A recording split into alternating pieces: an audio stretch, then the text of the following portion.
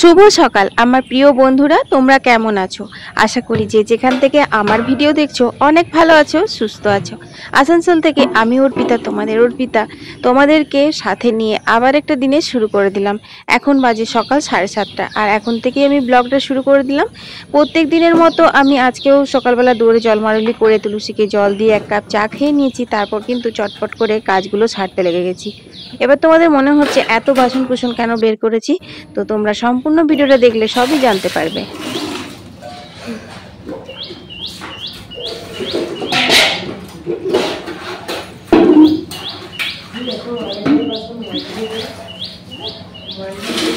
সকাল থেকে কিন্তু আমাদের মা বেটার যুদ্ধও শুরু হয়ে গেছে এর সঙ্গে। এই যে বাসনগুলো দেখছো, এত বড় একটা কড়াই নামিয়েছি, তবুও আমার ছেলে বুবলার পছন্দ হচ্ছে না। বলছে মাম্মি আর একটা বড় কড়াই আছে, ওইটা নামাতে হবে। আসলে কি, সোমবার দিন আমার শ্বশুর মশাইয়ের বাৎসরিক শ্রাদ্ধ অনুষ্ঠান আছে, তো সবাই পরিবারের মানুষগুলো আসবে, একসাথে খাওয়া দাওয়া হবে, তো বড় বড় বাসন কুসনগুলো নামানো হয়েছে।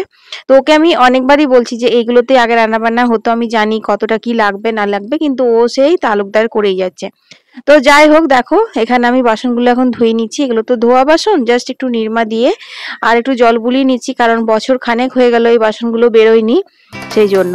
এই যে মেলেছি এই পাখনা, প্রেসারের ঢাকনা থাকনা, বাজুক না বেল শুরু হয়ে যাক, খেল জীবনটা পাল্টে যাক না রোজকের গিন্নি। তো দেখো কথা কিন্তু শুনলো না, সেই বড় কড়াইটা বের করে নিয়ে এলো। তারপর আমি কিন্তু খুব বকলাম, বললাম তুই এক্ষুনি এই কড়াইটা এখান থেকে সরাবি, কারণ আমার এত গরম লাগছে আর গরমে এমন মাথা গরম হয়ে আছে সকালবেলা থেকে, কি বলবো। কি যে প্রচন্ড গরম দিচ্ছে বন্ধুরা 2-3 দিন থেকে, মানে শুধু এটা আমার না, প্রত্যেকেই একদম নাজেহাল অবস্থা হয়ে গেছে গরমটার জন্য। তার মাঝখানে যদি কেউ এরকম একই কথা বারবার বলা করায় বা একই কাজ বারবার করায়, তাহলে কি অবস্থা হয় বলো। তো যাই হোক, এখন আমি বাসনগুলো ধুয়ে আমাদের ওই ঘরটাতে রেখে দিচ্ছি, কারণ এর বড় উনুন আছে আমাদের ওই ঘরে, পাতা উনুন, ওই উনুনটাতেই রান্না বান্না হবে। তো সমস্ত কিছু বাসন কুসন সেই জন্য ওখানেই জোগাড় করে দিচ্ছি, যদিও এখনো সময় আছে 2 দিন। তো দেখো আমাদের বউ চলে এসেছে, ও এখন কাজগুলো সব সেরে নিচ্ছে। তেল নুন কড়াই প্রতিদিন লড়াই, আজ খুঁজছে যাকনা, ডাস্টিং ইস্ত্রি গ্যাস ধোপা মিস্ত্রি, মন ভুলে থাকে না। চলো বন্ধুরা, ঘরের কাজ সারতে সারতে তোমাদের কয়েকটা কমেন্টের উত্তর দিয়ে দিই। MJ ফ্যামিলি লিখেছে, দিদি ভাই তোমার ভিডিও দেখতে অনেক ভালো লাগে, তোমার ভিডিওতে কমেন্ট না করে আর থাকতে পারলাম না। থ্যাংক ইউ MJ ফ্যামিলি, তোমাকে অনেক অনেক ভালোবাসা। প্রিয়া মুখার্জি লিখেছে, দিদি ভাই তোমার ভিডিও আমি রোজ দেখি, তুমি কত কাজ করো, আমার খুব ভালো লাগে তোমার ভিডিও দেখতে। থ্যাংক ইউ প্রিয়া, তোমাদের এই সুন্দর সুন্দর কমেন্টগুলো পড়ে কিন্তু আমার মনোবল অনেক বেড়ে যায় আর কাজ করার জন্য আমি অনেক এনার্জি পাই। তো যাই হোক, দেখো এখন আমি আজকে গোটা মুসুরি আলু সেদ্ধ করে দিয়েছিলাম জলখাবারের জন্য, এটাই মুড়ি দিয়ে আজকে জলখাবার হবে, কারণ আজকে কিছু বানানোর মতো আমি হাতে সময় পাইনি আর প্রচন্ড গরম। তো বুবলাকে আমি খাবার খেতে দিয়ে এখন চলে এসেছি কুয়োতলাতে।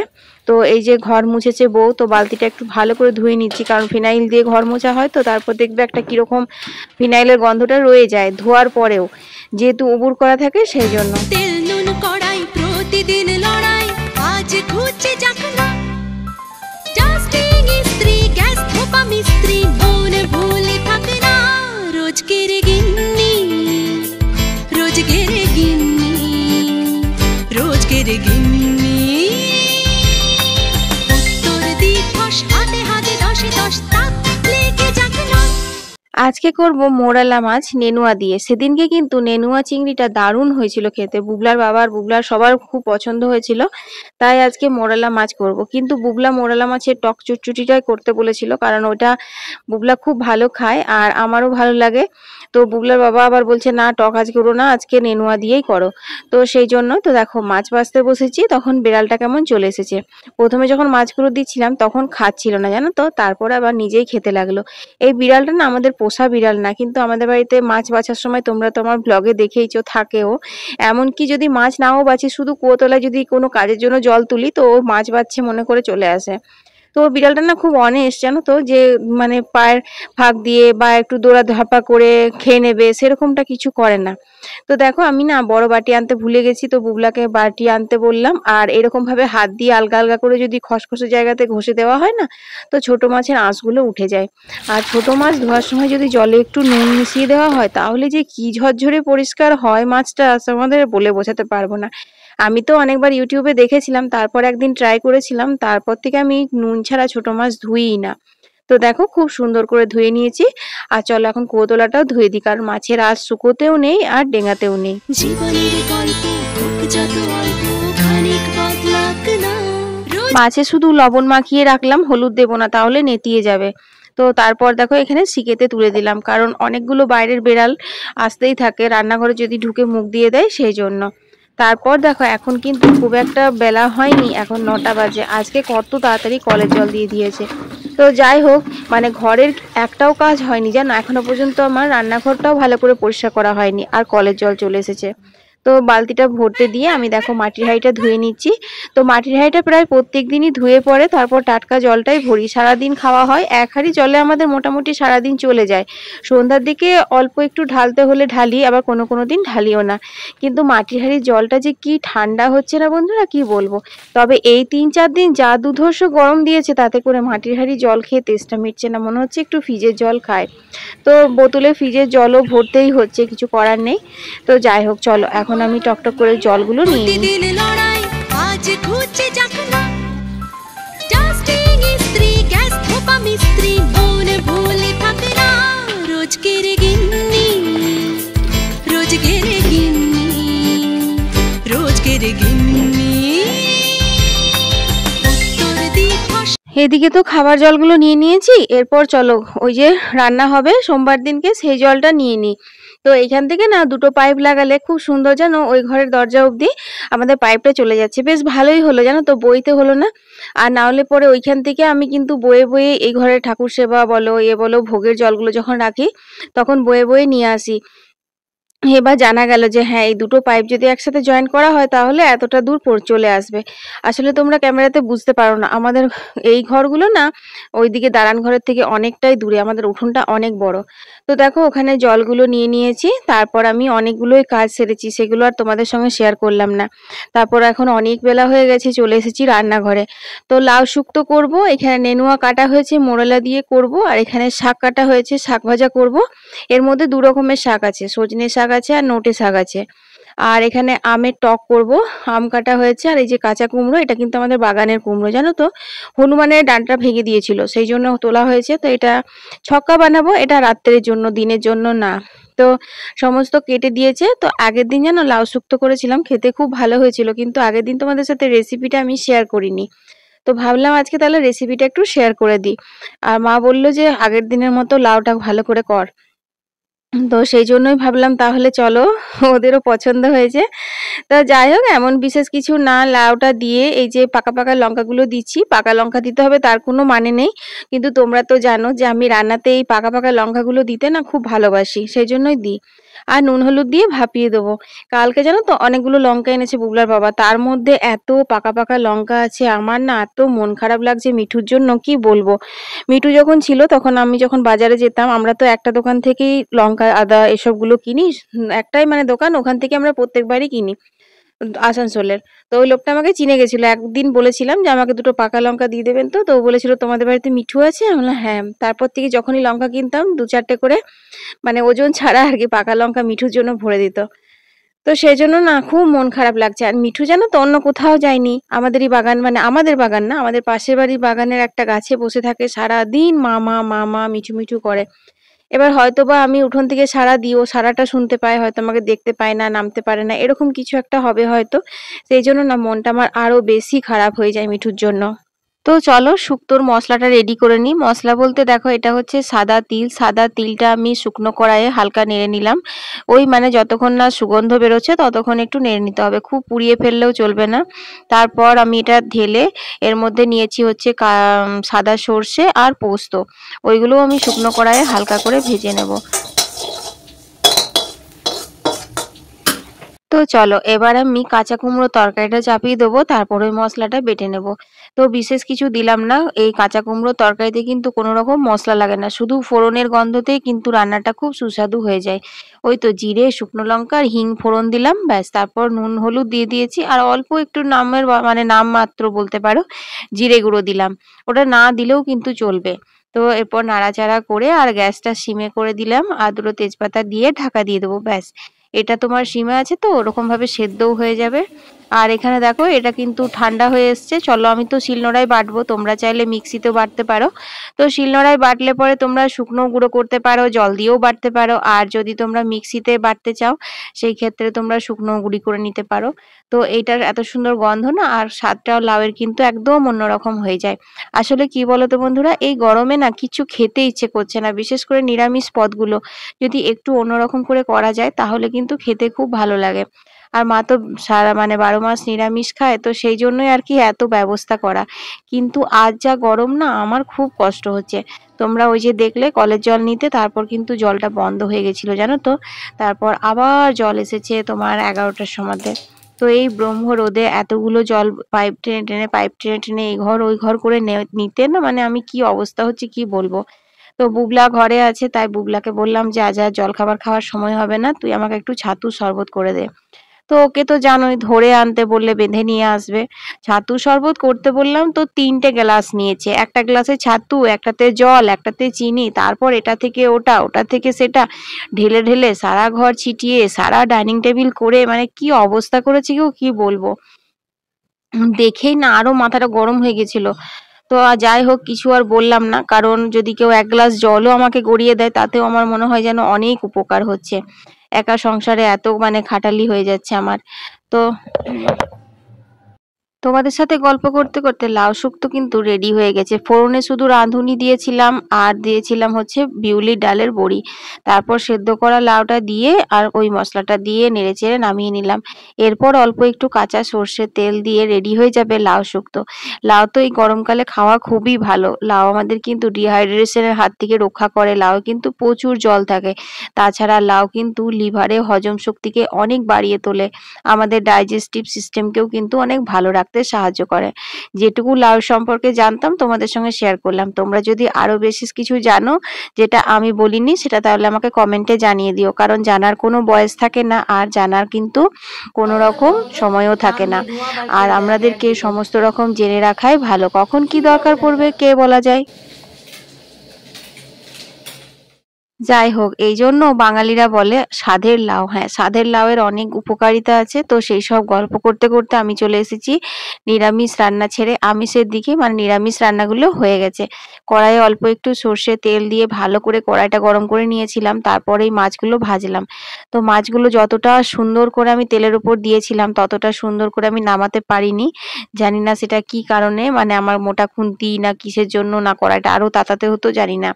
তো যাই হোক, এখন দেখো কালো জিরে ফোড়ন দিলাম, তারপর দিয়ে দিলাম এক মুঠো মতো রসুন, আর দিয়ে দিলাম কাঁচা পাকা লঙ্কা কুচোনো ছিল। কাঁচা লঙ্কা ঝালটাই কিন্তু নেনুয়া বলো ঝিঙে বলো এই সবজিগুলোতে গরমকালে ভালো যায়। তারপর কুচোনো পেঁয়াজ দিলাম, ওই একটা মাঝারি মাপের পেঁয়াজ দিয়েছিলাম এই আর কি। তারপর পেঁয়াজটা হালকা করে নাড়াচাড়া করে নিচ্ছি, খুব একদম গোল্ডেন ব্রাউন করে ভাজবো না। তো তারপর আমি দিয়ে দিলাম নেনুয়া গুলো, আর অল্প একটু আলু কাটা ছিল একসাথে, ওটা দিয়ে দিলাম। তারপর স্বাদ মতো নুন আর হলুদ দিলাম। এবার তোমাদের তো আগের দিন বললামই যে ঝিঙের মতো নেনুয়াটা অতটাও নরম সবজি না, কিন্তু এটাও জল বেরোয় প্রচুর। তো দেখো এখানে ধনে গুঁড়ো জিরে গুঁড়ো দিয়ে ঢাকা দিয়ে দিলাম। কটা বাজছে বলতো? 12:30। নিরামিষ রান্নাগুলো হয়ে গেছে, মাছটা হলে পরে স্নান করে নেবো। কি গরম কি গরম, বাপরে বাপরে, এতক্ষণ তোমাদের সাথে কথা বলার সময় পাইনি। এটা ওটা এটা ওটা অনেক কাজ করে, যেগুলো তোমাদের সঙ্গে শেয়ারও করা হয় না, এই আর কি। তো চলো নিরামিষ কী কী রান্না বান্না করলাম সেগুলো তোমার সাথে শেয়ার করে দিই। তো এখানে দেখো আমের টক করা হয়েছে, এটা গুড় দিয়ে, আর তোমার হয়েছে এখানে শাক ভাজা, আর এই রেসিপিটা তোমাদের শেয়ার করলামই লাউ শুক্তো। এখানে মসুর কলা সেদ্ধ হয়েছিল, ওটা তোমার রাখতে হবে ফ্রিজে, এটা রয়ে গেল বেঁচে গেল। আর এখানে এই যে নেনুয়ার ঝাল দেওয়া করে দিয়েছি বাটি বসা করে, মেয়া মিশ করে, এটা মায়ের জন্য। তারপরে এই যে কাঁচা কুমড়োর তরকারি, আর এইখানে হয়েছে আম ডাল। তা এতগুলো হয়েছে নিরামিষের মধ্যে, আর আমিষের মধ্যে এই যে এটা হবে।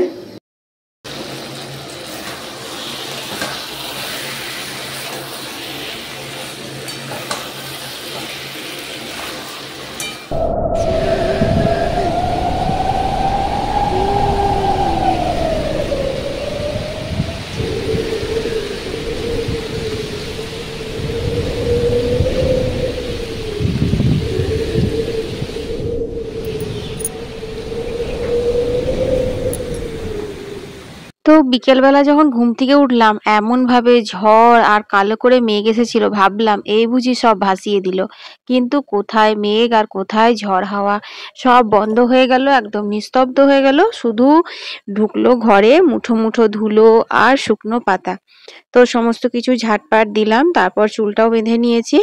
তারপর মনে হলো একটু আলতা পরি, অনেকদিন হয়ে গেল আলতা পরাই হয়নি। তো সেই জন্য দেখো এখন একটু আলতা পরে নিচ্ছি। তো ঝড়ে কিন্তু সব উড়ালেও মশাগুলোকে উড়াতে পারেনি, মশাই যেন একবারে ছিঁড়ে দিচ্ছে। তো চলো বন্ধুরা, এখন আমি সন্ধ্যেটা দিয়ে নিই। সোমা লক্ষ্মী বসো মা লক্ষ্মী, থাকো মা লক্ষ্মী ঘরে ঘরে। এসো মা লক্ষ্মী বসো মা লক্ষ্মী, থাকো মা লক্ষ্মী ঘরে ঘরে।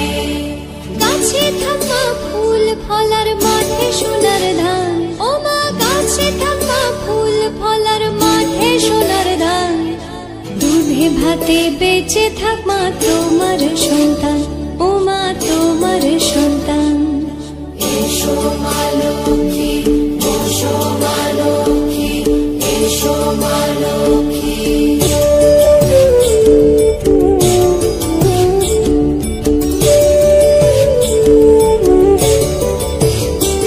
দীপ জলে সাজে শাখ বাজে তোমার বাহনে, পুষ্প অর্ঘ্য দে মা তোমার চরণে, ও মা তোমার চরণে। যে বানারে পূজে তোমায় যে বাজন স্বরে, যে বানারে পূজে তোমায় যে বাজন স্বরে। তুমি মাতার মনোবাঞ্ছা দাও পূর্ণ করে, ও মা দাও।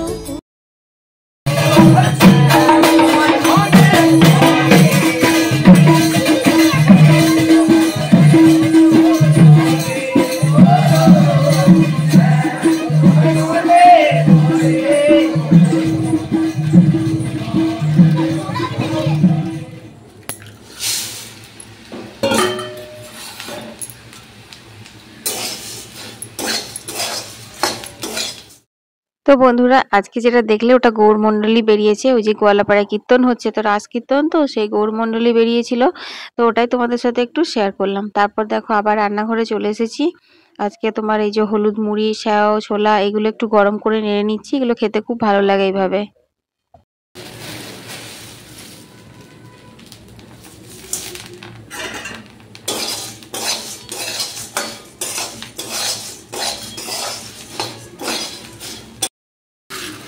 তো বন্ধুরা, সন্ধ্যাবেলাতে আমাদের আজকে জলখাবার এটাই হচ্ছে, ছোলা ভাজা, স্যাও ভাজা দিয়ে হলুদ মুড়ি, আর হবে 1 কাপ করে দুধ চা। আজ কোনো রকম চপ টপ জানিও না, আবার বুগলাকে টিউশন থেকে আনার পথে বুগলার বাবা আনবে কিনা জানি না, তবে এখন আমি আর মা এটাই খেয়ে নেবো। ওরা আসতে লেট হবে, আজকে 8টার সময় আসবে, বুগলা দুটো টিউশন আছে। তো চলো এটা মাকে দিয়ে আসি আগে, তারপর চা করব। তো বন্ধুরা, ওখানে আমি চা বসিয়ে দিয়েছি। তো চলো এখন চা মুড়িটা খেয়ে নিই। ভাবলাম বিকেলে এত ঝড় উঠলো, ঘন কালো করে মেঘ এলো, ভাবলাম একটু ঝরঝরে করে বৃষ্টি হবে, একটু ঠান্ডা হবে, কিন্তু কিচ্ছু না। যে ঝড়ের হাওয়াটা দিল সেটাও পর্যন্ত গরম হাওয়া, এত বিচ্ছিরি লাগছে কি বলবো। তো চলো, রাত্রে তো রুটি করতে হবে, শুধু তরকারি তো করাই আছে, কুমড়োর তরকারিটা। বাকি আমাদের মাছের তরকারিটা বুগলা খায়নি, কয়েকটা ডিম সেদ্ধ, কয়েকটা বলতে 3টে, গরমে কয়েকটা না, 3টে ডিম সেদ্ধ করব। বুগলা মাছটা খেতে পারেনি, গলায় কাটা লেগে বমি করে, ওইটুকু মোরলা মাছেরও বুগলার কাটা লাগে। ও মাছটা একদম পছন্দই করে না, পেটি হলে 2-1 পিস খাবে, আর 2 পিস না 1 পিস, একটু খুঁটে খাটে, বাকি এরকম কোনো ছোট মাছ খেতে পারে না। তো খাইনি, তো ডিম করবো, ওটা একটু রয়েছে, আমি আর বুগলা বাবা খেয়ে নেবো। এই তো, যাই হোক, আজকের ভিডিওটা এখানেই শেষ করে দিচ্ছি। সবাই ভালো থেকো, সুস্থ থেকো, গরমে সাবধানে থেকো। আর আমার ভিডিওতে এখনো যদি লাইক না করেছো তো লাইক করে দাও, আর শেয়ার করতে একদম ভুলো না। টাটা।